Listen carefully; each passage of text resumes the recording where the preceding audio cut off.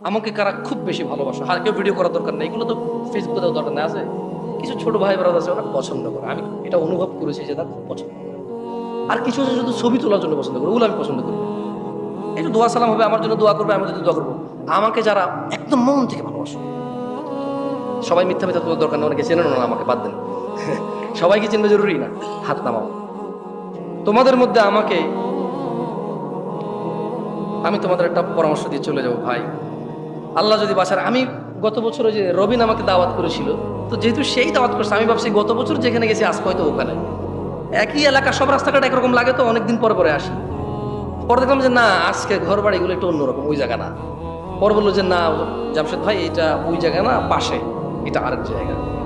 তার মানে দেখা হবে হয়তো ইনশাল্লাহ। আবার কি বলো, দাড়ি রেখে দিও এবং আমার সাথে দেখা করিও যে জামশেদ ভাই, আপনি বলেছেন এই জন্য আপনাকে ভালোবাসি, আর দাড়ি রেখেছি কারণ আল্লাহর নবীকে ভালোবাসি।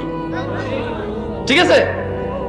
আজকের পর থেকে তোমাদের মধ্যে তোমরা আমার সাথে দেখা হলে বলিও জামশেদ ভাই, আপনি বলেছেন তাই আপনাকে আল্লাহর জন্য ভালোবাসি, তবে আমি আল্লাহর ভয়ে, মুশরিক হওয়ার ভয়ে, জাহান্নামে যাওয়ার ভয়ে 70 রাকাত নামাজ আর কোনোদিন মিস করিনি। ঠিক আছে?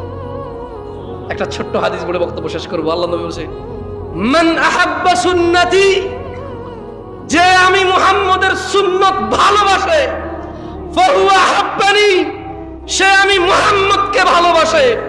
ওয়া মান আহাব্বানি, যে আমি মুহাম্মদকে ভালোবাসে, ফাহুয়া মাইয়া ফিল জান্নাহ, সে জান্নাতে আমি মুহাম্মদের সাথে থাকবে।